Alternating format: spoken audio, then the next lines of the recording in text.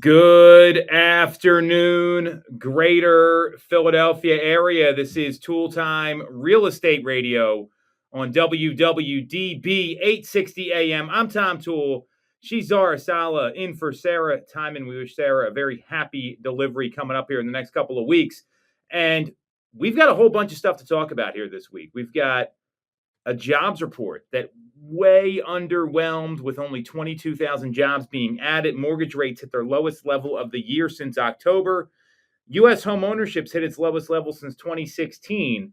SEPTA avoided the cuts for at least 2 years, a little bit of a temporary solution there. And Philadelphia was identified as one of the best seller markets in the country, as well as Pennsylvania being the 10th best state to live in. I don't know about that one. We'll talk about that in the second segment here.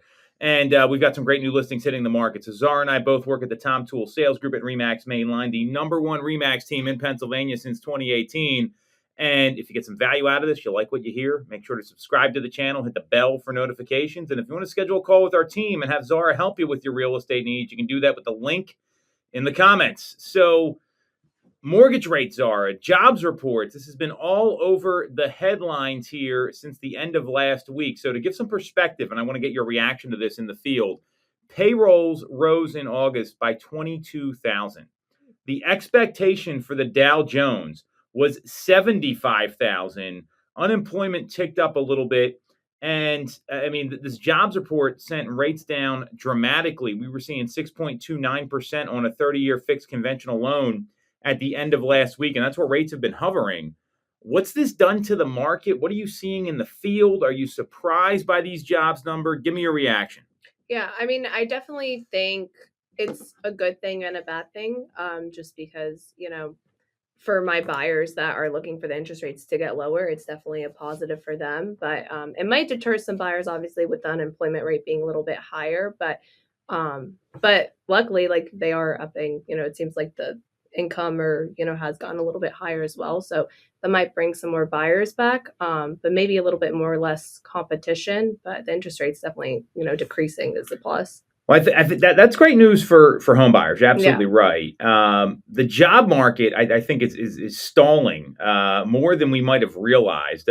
Daniel Zhao, the chief economist at Glassdoor, which is a hiring jobs website, said the labor market is losing lift, and August report, along with downward revisions, because it's not just the August report. They're also bringing down numbers that they've reported in the past and adjusting these constantly, suggests that we're headed into turbulence without a soft landing being achieved. And the market's kind of disregarded the report. They were up at the open on Friday. Treasury yields were sharply lower. We saw rates come down. And I mean, in that regard, I think there's a real positive that mortgage rates have come down. A lot of people have been clamoring for that. And the most interesting thing, we've got a Fed meeting next week. So if you look at these Fed futures and what the expectations are, the Fed meeting's 8 days from now. Before this report got released, it was like we had a meeting the day before. I think it was like a 94% chance we were going to see a 25 basis point increase. Well, there's still a very high chance we see a 25 basis point increase at the meeting next week. It's 91.8%, according to the FedWatch tool from the CME Group. But now, instead of a chance rates hold firm, there's an 8.2% chance we see rates 50 basis points lower. And in December, and this is the number that was probably the biggest shocker, there's going to be 3 more meetings, right? You got now October, December.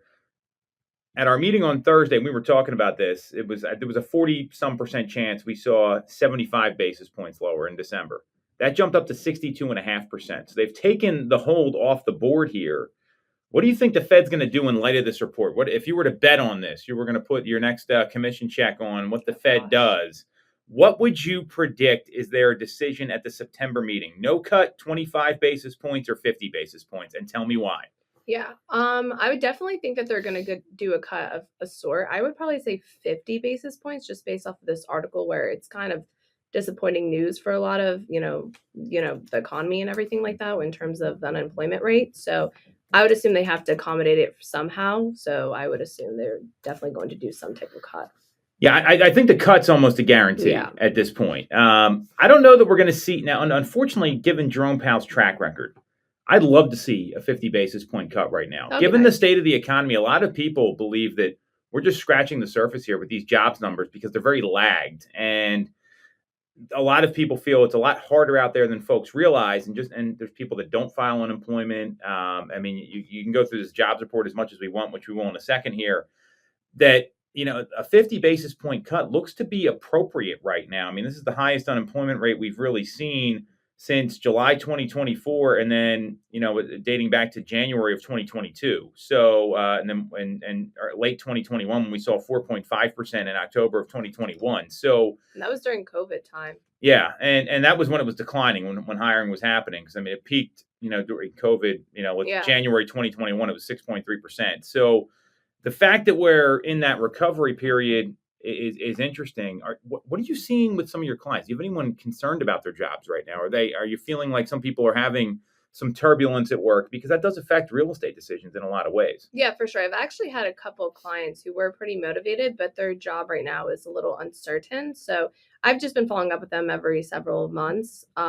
But there's definitely a lot more uncertainty with some of my clients. And that's one thing I can't obviously, if they're going through that, it's more so just a waiting game for them. And hopefully they get good news at the end of it. But yeah, I've seen that with a couple of my buyers. And that's one of the reasons why they're not in the market right now.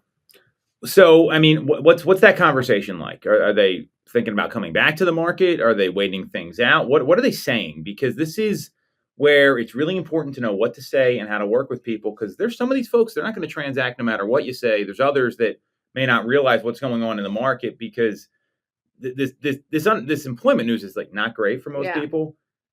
It's not bad news, and I hate using the double negative, but it's not bad news for people that want to buy something because the rates really cooperated here. Yeah, exactly. That's why I said it. There's pluses and minuses to it. But with my specific clients, it's more so just a waiting game for them to find out what's going on with their job. Just because, and I understand it. You don't want to get under contract and you have to spend $100,000 or however much, and you end up losing your job, or during the middle of the contract. So, and I've seen that happen with some buyers before, just doing this job. So I understand, they want to wait a little bit more and get some more certainty before coming back into the marketplace. So, and what does that certainty look like for them? I mean, because I think that a lot of people are probably feeling this way and they're not talking about it. Is the certainty they know they're not going to be like, they have predictable income? Tell me more about that. Yeah, for sure. I mean, I know with one of my specific client, like they've been doing a lot of layoffs recently. So I think just waiting to hear back if she's one of the people that is going to get laid off, for example. So yeah, just, obviously learning more, after a while about their job and just before they can come back.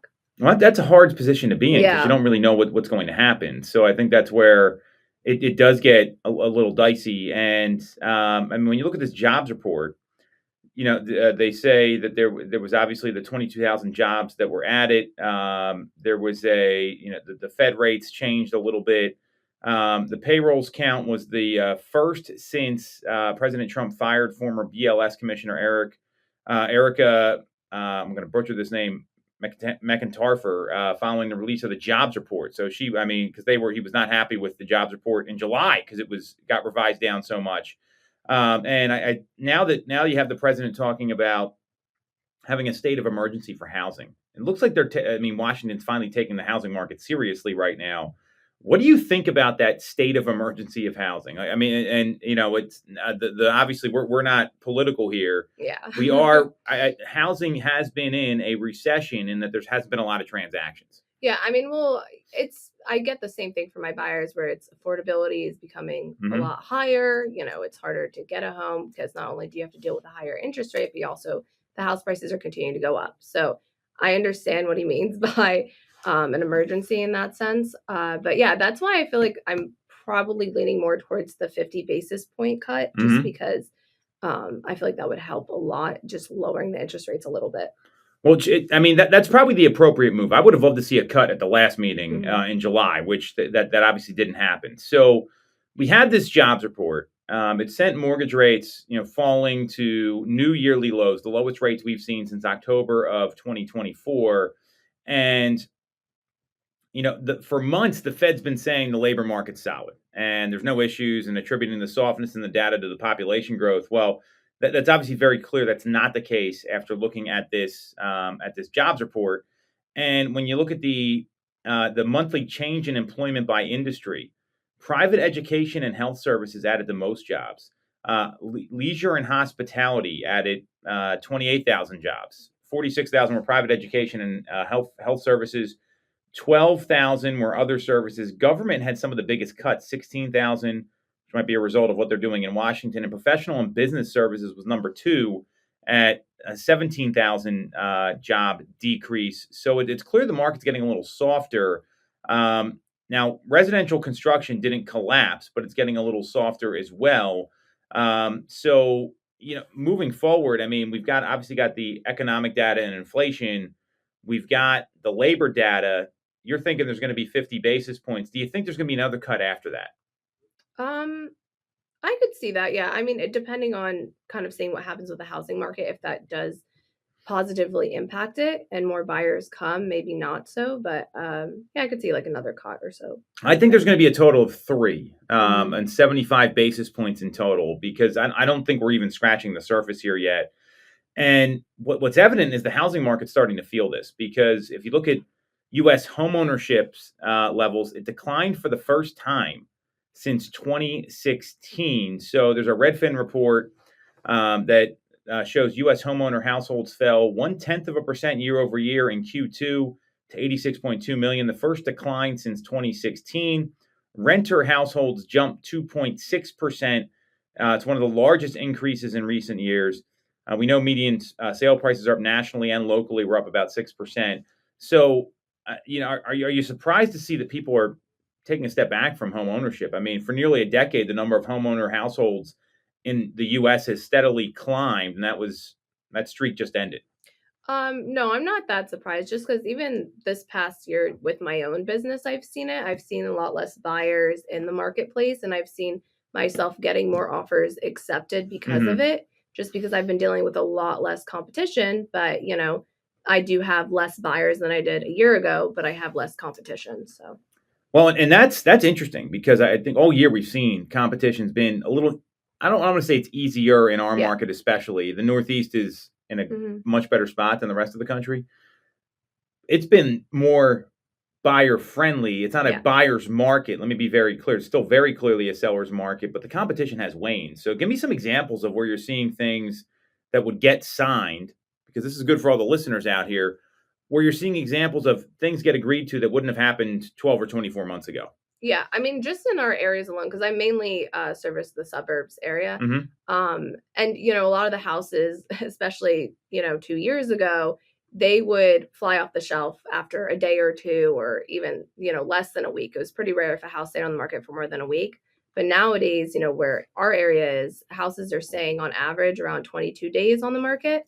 So there's just a lot more accessibility to get your offer accepted. And a lot of my deals this year have been below ask, getting inspections, just getting a bunch of contingencies along the way and getting them, seller credit, whatever the case may be is. And I definitely didn't have that 2 years ago for sure. Well, yeah, I don't think anybody did, or it was much rarer. So the fact that you're seeing terms get accepted that wouldn't have 12, 18, 24 months ago really is demonstrated by this data here that, and we're seeing this first decline in home ownership in the U.S. since 2016. And what that tells me is that you've got these lower rates now, the lowest levels we've seen since October of last year, 11 months ago. You've got competition waning, inventory's up 16% in our marketplace year over year through the month of July. I mean, which helps with the competition. Well, it does. And it also gives people options, right? So seeing that there's options out there, there's less competition, and rates are lower. This is a moment in time right now where I'm clear if you've been shut out of the market. I know you're working with people that have felt it's difficult to buy a home. Yeah. Whether you pulled out entirely and haven't been paying attention, which there's a lot of those folks, or you're just starting to explore what's out there. There's a window here where it may be a little more favorable to buy a home now than it would be even after the first of the year, with the people that jump back in where that's their New Year's resolution. They want to get into the spring market. Yeah, I agree. And I mean, even, you kind of mentioned this, but with getting an offer accepted, my clients aren't like, this is the end all be all home. Now there's so much more houses out there that they're like, okay, Zara, like we really like this house, but in case we don't get it, here's some backups that we want to see. So I've been seeing a lot of that more recently as well. I'm a big believer in looking at the backups. Yeah, me because too. It does a couple things for you. One, it makes you feel better about the home you're Mhm. buying. Has that been an outcome that you've seen? Yeah, for sure. I mean, it's kind of, you're just comparing, apples to oranges sometimes. Well, and sometimes you got to see the other ones to feel better about the home you're buying. Yeah, This your happens way decision. more than you think. So, a good agent's going to say, yeah, absolutely. Let's go look at these other properties. And let's say they do find something that's a little more favorable. Well, Mhm. a good agent's going to know how to navigate that situation so you don't lose both houses, because that's pretty tricky to do. So, have you had a situation come up where they want to go buy the other home, even though you're under contract on home number Yeah. one, they want to buy home number two, they looked at as a backup? Yeah, for sure, especially during inspections time, because Mm-hmm. that's the time where it's the most tense. You don't know if you're going to agree, and you're worried that there's so many issues with the home, especially when you're a first time buyer. It's very normal to have an inspection report that sometimes is like 50 to 60 pages. Mm-hmm. But a lot of buyers are like, this house is doomed. So, sometimes I'm like, okay, well, like, let's see what other houses are out there for you. They see other houses and then they compare it to this one and they're like, okay, like, this isn't as good as the one that we have. Let's try to make it work.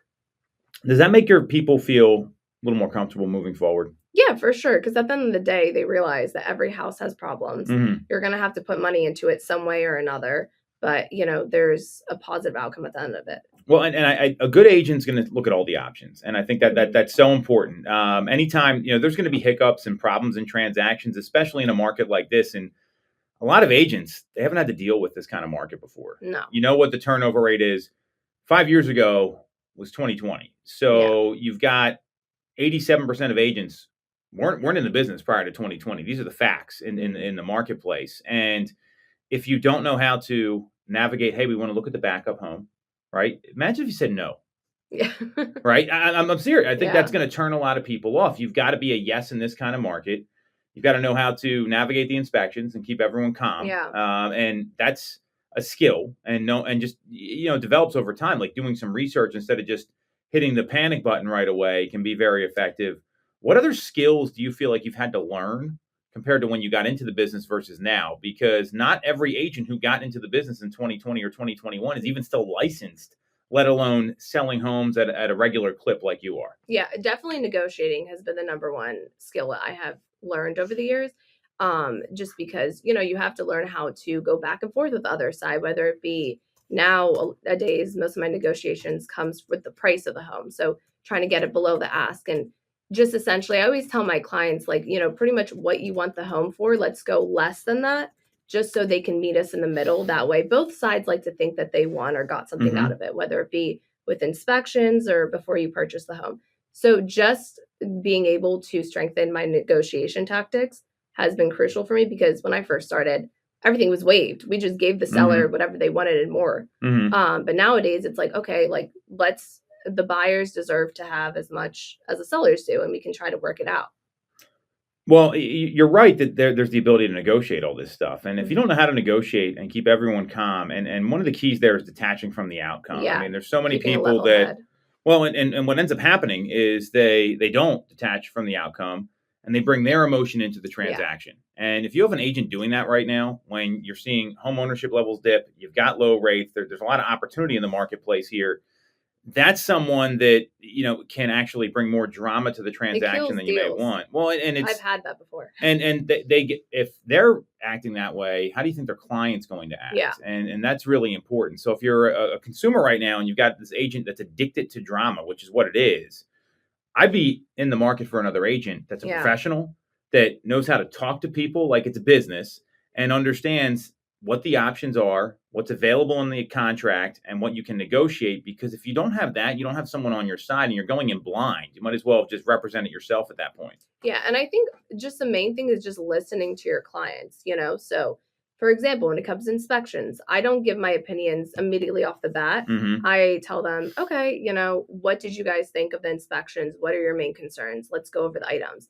I have my own separate sheet of items that I want to go through, and then we kind of just see what matches together, and I'll give my opinion. But yeah, I agree with you completely. You just have to detach yourself from the outcome, and a lot of, some agents can't do that, and it makes my deal more difficult. But the ones where I had this one house that needed over $100,000 worth of work, and me and the agent, he was able to detach himself. He didn't get offended by our inspection report that we were asking for, pretty much everything, or wanted a $50,000 price reduction. He was like, okay, like, let's try to make it work. instead of being like, oh, this is, ridiculous, Mhm. whatever.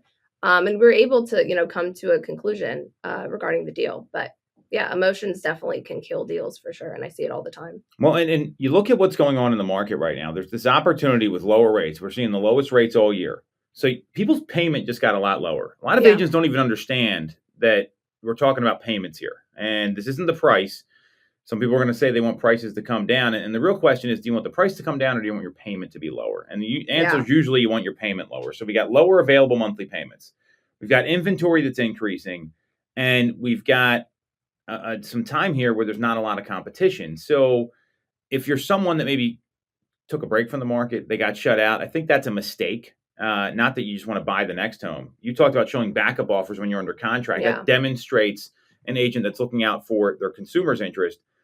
You don't want to be on the sidelines if you're shopping for something because you don't know when these new homes are going to come up. And for sellers, these lower rates are going to bring savvy buyers back to the market. So I would, if you have a place nailed down where you want to go, there may be some opportunity there, depending on where you're moving to and what your next phase looks like. Because the best time to have your home on the market is when the neighbors don't, from a competitive standpoint, but also when it's right for you and your household.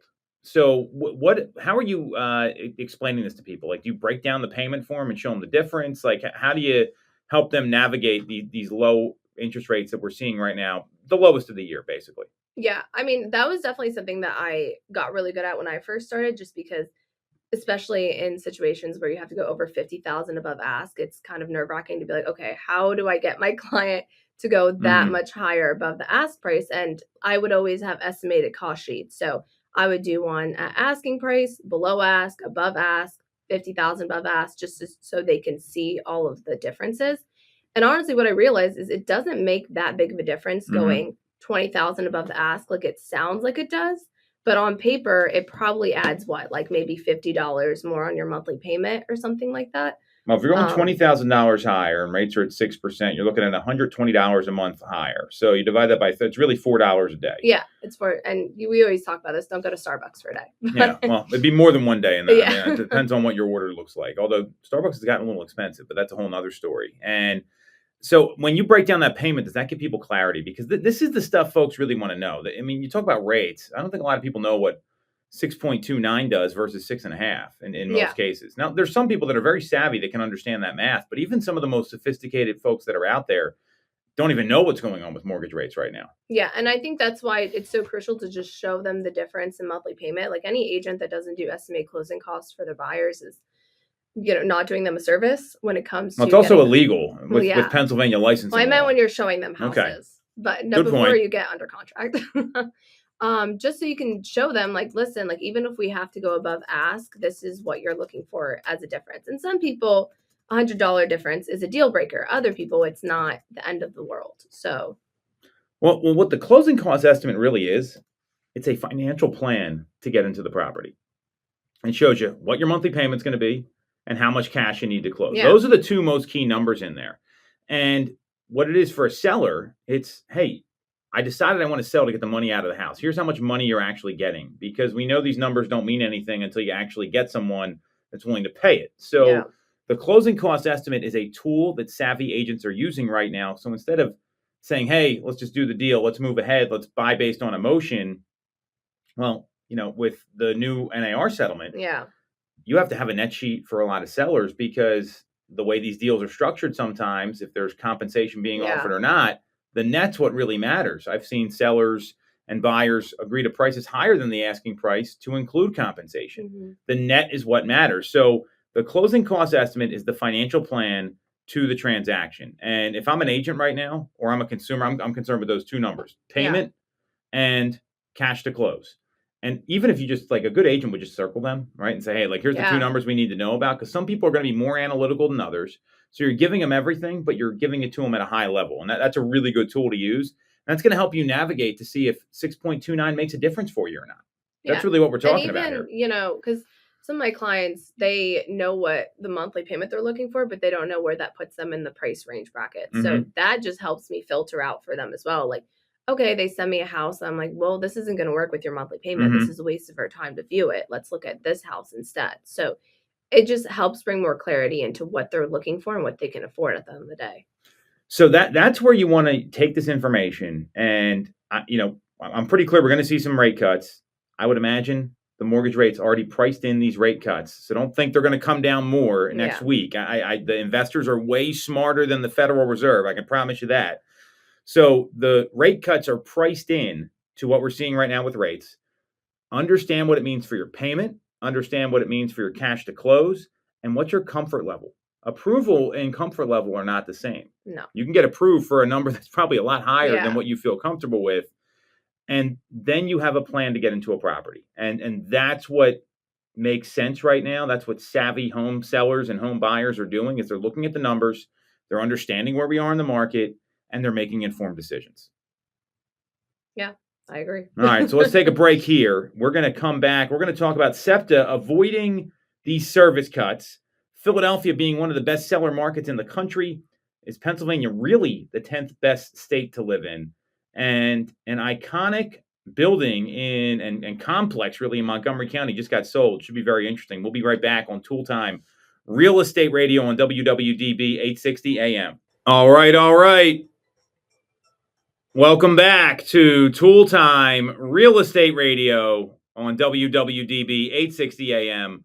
I'm Tom Toole. She's Zara Solomon. We both work at the Tom Toole Sales Group at RE/MAX Mainline, the number one RE/MAX team in Pennsylvania since 2018. We're talking about SEPTA avoiding cuts, Philadelphia being one of the best sellers markets in the country. Is Pennsylvania really the 10th best state to live in? Sounds like a no from Sarah. Not Sarah, Zara. Sorry. And I've been doing the show with Sarah for years. I'm surprised it didn't happen sooner. And St. Gabriel's in Audubon was sold. We're going to talk about that. So if you get some value out of this or you like what you hear, make sure to subscribe to the channel, hit the bell for notifications. And if you want to schedule a call with Zara from our team to talk about your real estate needs and what this might do to impact them, you can do that with the link in the comments. So I want to start with these SEPTA cuts. This story has been dominating the headlines here, and there's a temporary solution. So it's better than no solution, I would say. So I'll take a temporary solution. Yeah, and so SEPTA's avoiding cuts for another 2 years because the PA agency grants requests for SEPTA to use maintenance funds. So PennDOT basically came out and said you can dip into the $394 million in capital assistance to fund daily operations and avoid massive cuts for now. This feels like a Band-Aid. I'll get into why that's the case in a second. Are you surprised that there wasn't a more permanent solution that was agreed upon, Zara? What's your opinion on this? I mean, I'm surprised it's happening in general. Like they're trying to cut so many lines, just because I could definitely use the train over the weekend. Parking or getting out of the stadium that I was in was terrible. But yeah, hopefully I kind of like this. I know it is like a Band-Aid on a bullet hole for now, but I'll take it. Hopefully by the time, what you said, this is 2 years, a 2-year delay. It's a 2-year solution is what this is. Yeah, hopefully by then they'll, I don't know, reverse it if they can or something like that, because I just feel like this whole situation is just terrible. Well, so there's a $213 million shortage in the budget right now. And starting in August, there was a lot of service cuts that were made. And a lot of people were affected by this. This all happened just a couple weeks ago. And so apparently they're going to restore all affected service by the 14th, so in 5 days here. But there's people that are waiting like 2 to 3 hours to just get where they're going. And there's a lot of people that rely on SEPTA to like go to doctor's appointments and go to work and go to school. Yeah. Let alone what you and I use SEPTA for. I think we're maybe a little spoiled. Want to take like a fun trip into the city or something. And you had both sides of the aisle here wanting long-term solutions. So there was the Senate Democratic leader, Jay Costa. He commended Governor Shapiro and Secretary Carroll for coming up with this solution here and allowing them to dip into these funds. And he said that today the governor and PennDOT took the last worst step that was available and accepted SEPTA's request to access capital funds intended to provide for safe and efficient transportation, to divert them for operational needs to restore the transit service that Philadelphia runs on. It's not ideal, but necessary. We applaud the governor and the Shapiro administration for taking this bold action. So, then there was the Senate Majority Leader, Joe Pittman, Had our Democrat colleagues joined us in putting people over politics by supporting House Bill 257 as passed by the Senate on August 12th, the money could have been utilized 3 weeks sooner. There would have been no negative impacts on school children, seniors, and everyone who relies on transit services. So, and they are doing a rate hike here, which sounds like that's really important. I mean, for years it was like $2 to get on the Broad Street line. That's going to raise $31 million. So that's a good start. What I'm worried about here is what happens in 2 years. That's what I mean. Yeah, like what's the ultimate solution at the end of it? And maybe, unfortunately, like maybe doing more rate hikes will help with the deficit. I'm not really sure, but I just feel like anything to prevent more rate cut or to prevent more, cuts down the line. Well, you look at this here. I'd love to have like an audit of their budget. Like, where's all this money going? Yeah. I mean, because obviously, like public transportation should be self-sustainable. Like it should be a for-profit business, not the other way around. And if you're running these trains all the times and everything else, like 21.5% is a lot, but that's raising 31 million. There's a $213 million funding crisis. So you're talking about 15% here, basically. Yeah. It was the right thing to do because when you look at the tax revenue, and I think this is the problem, this isn't just a Pennsylvania issue, or it's not a Philadelphia issue, it's a Pennsylvania issue because we come up with 40% of the tax revenue in the greater Philadelphia area. But are we getting 40% of that to run SEPTA? Like this is just it's a bad situation, and I'm really concerned we're going to be in the same problem 2 years from now. This isn't the first time there was concern about this. So I'd love to see a permanent solution. I just don't know if it's going to happen. Yeah, I wouldn't be surprised if they keep doing temporary solutions until they figure out what to do. So I wouldn't be surprised if 2 years from now they do another temporary solution or something like that. Well, I think that's really, that's unfortunately that's kind of like government. You know what I mean? Yeah. It's like it's really a problem. So, but it's disappointing for sure. So I'm glad it's running. I think we need a more permanent solution here and some pressure on this. So let's talk about this 10th best state to live in. I found it was Pennsylvania, according to Wallet Hub, which attributes states' quality of life, safety, education, and health to its ranking. Out of 100 points, our home state, the Keystone State, scored 57.9, less than 3 points away from the top state, Massachusetts, which I was shocked about. Now, here's the state. Do you think, I guess before I get into the states above, do you think Pennsylvania is really like the 10th best state to live in? Well, I'm kind of biased because I've only ever lived in Pennsylvania my whole life. I don't know if it's the 10th best state. I mean, in terms of education and, it does have accessibility to everything. Like, it's pretty nice where we live in the suburbs where I kind of get my peace and quiet. I like the cows. But then also, I like to go in the city. And so just having that as well is pretty nice. Like, I love the main line area. The winter here is horrendous. I hate the cold. So don't do well living in Pennsylvania for that purpose. But yeah, what are your thoughts? Well, so here's the states that ranked above. Number one, Massachusetts had number one education and health rank. Number two, Idaho. You got to be kidding me.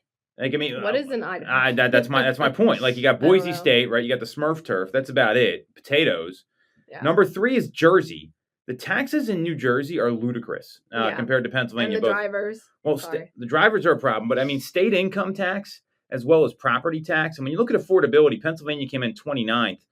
New Jersey and Massachusetts ranked 48th and 44th, respectively. Wisconsin's number 4. Minnesota's number 5. Florida is number 6. 7, New Hampshire. 8, Utah. 9, New York. 10, Pennsylvania. And then Wyoming's number 11. So I'm wondering, I mean, who's number 1 again? Massachusetts. Okay. Now they rank things like safety and other stuff. I mean, Pennsylvania was ranked 11th in safety, 17th in education and health. The economy was ranked 35th, probably because of these SEPTA cuts. 29th in affordability. So you're seeing that there's a whole thing here. I mean, I would argue Pennsylvania is a top 10 state when you look at all the states that are out there. We've got a major metro city. We've got a variety of places you can live. I think it's a very diverse state where you got a large city, a Midwestern city, a lot of rural in-betweens and very high-end, high-end suburbs, as well as some farm country and that sort of stuff.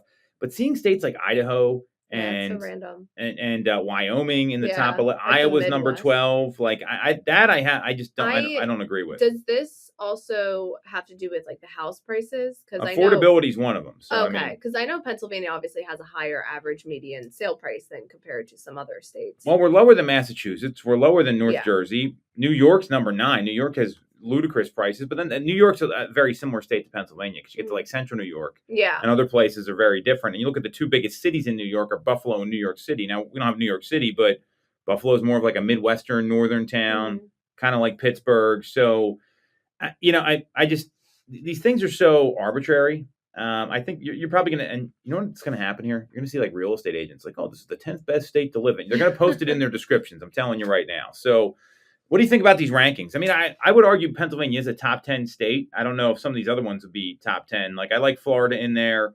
I'm surprised like Arizona or, I mean, California obviously has major affordability issues. That's probably why it's not. California is ranked number 32. It's a popular state, but I don't see it being one of the best states. Yeah, I was also surprised by Illinois not being in there, especially that was number 17. Was Arizona in there? Arizona is ranked number 30. Texas number 38. Like Texas is another state I would have.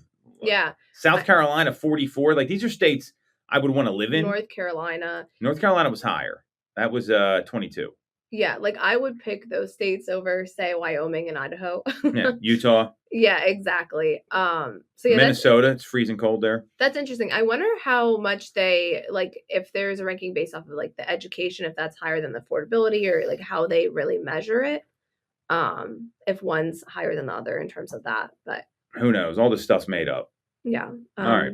I guess that makes me feel better about living here. Well, and what's interesting is despite our top 10 ranking, Philadelphia was ranked one of the best sellers market in the country by Redfin. And what they did here was there's the article they have they do some analysis about how many home buyers are in the suburbs and people selling their homes and all that. There are close to 3,000 more home buyers in Philadelphia's Pennsylvania suburbs than people selling their homes, according to this Redfin research. It's a 36% difference between sellers and buyers in the suburban market. It's the third largest discrepancy in favor of sellers in the nation. And they identify the collar counties, which I agree with, Bucks, Chester, Montgomery, Delaware, that are still having multiple offers. And it shows there's 4,903 sellers compared to 7,672 buyers in Montgomery, Chester, and Bucks counties as of July. Oh, wow. With almost a 7% increase in prices. We know the market's up a little over 6%, so that's absolutely right. And I'm just wondering how they determine how many buyers are out there. How do you really know that number? I guess, do they base it off of mortgage applications? Well, I mean, they could, but they're saying there's an excess, right? Yeah. Mortgage applications only get filed when you have an executed agreement of sale. So maybe it's like pre-approvals or something like that. Yeah, maybe like a pre-approval or something like that. I don't know how else they would be able to track it. Well, and I always wonder about these surveys because when you see that sort of stuff happen, it's like, well, where did they even get this information? I'm not really sure. So you look at this here. The Philadelphia market is different than the suburbs. They also identify that, which I totally agree with. Yeah. In the city, there are 17.5% more sellers than buyers, according to Redfin, making that more of a buyer's market there. And I think you got to go neighborhood by neighborhood in Philadelphia because it's so different. Yeah. And that dichotomy does exist. I mean, I'm pretty clear on that. There's more sellers. Well, the Philadelphia market's a totally different animal than the sure. suburbs. I mean, we see homes sit on the market that are great properties there versus what would be happening in the suburbs. So, and the people moving out of the city, I think, have a little bit of a harder time understanding all that because they're buying a home in this seller-friendly market, but it's a little more tilted in the city. Yeah, and then they get out of it. For sure. So, I mean, this is, I think this is pretty accurate here. So what do you think this means for people thinking about making a move in the next 6-12 months? I mean, when you see this seller-friendly conditions based on this Redfin survey that's out there. I mean, specifically in the Philly area or the suburbs? Philly? Yep. Yeah, I think it definitely makes them, like, if I was a buyer looking to move into the city, it would make me want to move there more just because you have a lot more options. There's more inventory out there for you, and you're more likely to get a better deal. Mm-hmm. Well, and I think what's going to end up happening is that you're going to. I don't think this is going to change anytime soon either. We need to see a lot of inventory come to the market, and there's just not enough there. So I think for someone who already has a place to go and they're thinking about selling their home, I'm looking at, hey, rates came down. There's not a lot of inventory out there while it's growing. Maybe I need to get ahead of this and be a first mover to the market selling my home rather than waiting until the spring or maybe the summer of next year. Now, if I'm a buyer, I'm also looking at, hey, I might need to just keep my eyes peeled at all times and just, stop trying to time the market. Just be actively involved in the market when the right opportunity comes up. And I've had clients like that where they looked for a home for a year, but they only looked at like 3 properties, and they knew what they wanted, they were clear on it, and they saw the right one, and they were able to move. I think you've got to have that mindset as a buyer right now. Yeah, I agree for sure. I mean, I think with sellers, it's more so track the competition that's out there for you at that moment and try to be as competitive as you can if you really do need to sell. Keep in mind, what the other listings are going for. How long have they been sitting on the market? Like your agent should obviously be telling you those things, and then as a buyer, just seeing what else is out there and tracking it, like you said, ahead of time. That way, whenever you are ready, you can move on a property or have seen multiple before you submit an offer. Well, and that's where we talked about this before. You're showing backup properties. I think people hesitant to go out and look at homes they're not sure about. It's a mistake. You got to see the bad houses that you don't like to get the good one, to find the one that's going to work best for you. Because if you have no perspective, it's no different than if you're going in and you're judging something, you're sampling something, you only try one.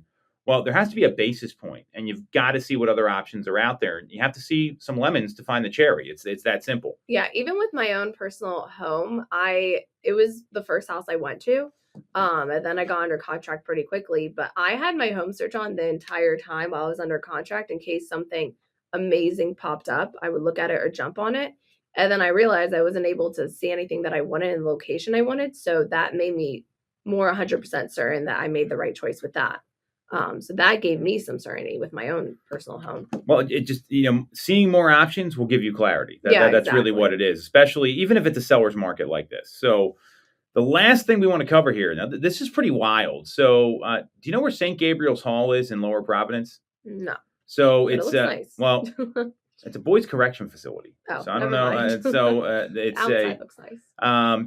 It's in Montgomery County in Lower Providence Township. It's right next to Phoenixville in like the Audubon area.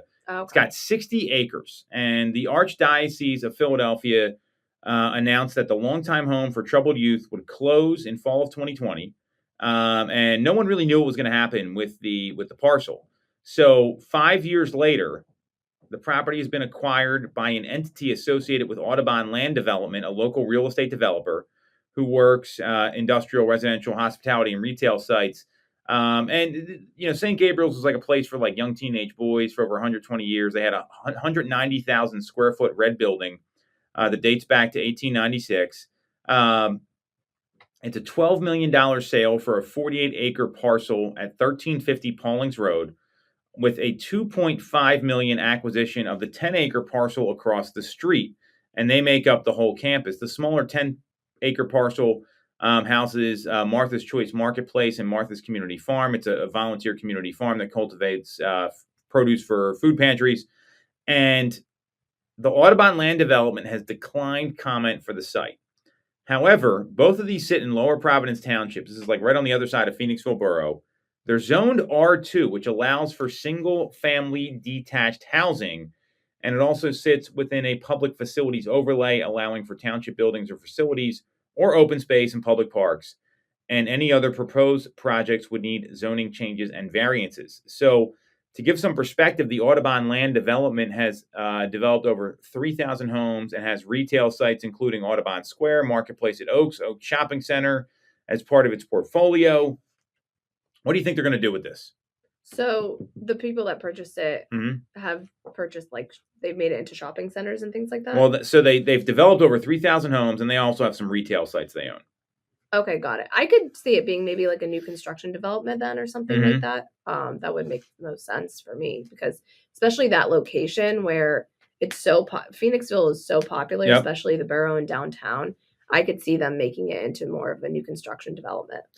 I would hope that's what they do here, because one, the housing shortage is real. Now, I'm worried what's going to get built there. This is always the question, because the average new construction sale prices are $800,000 and up in Chester, Delaware, Montgomery counties for single family homes. So I'd love it to be maybe Townhouses.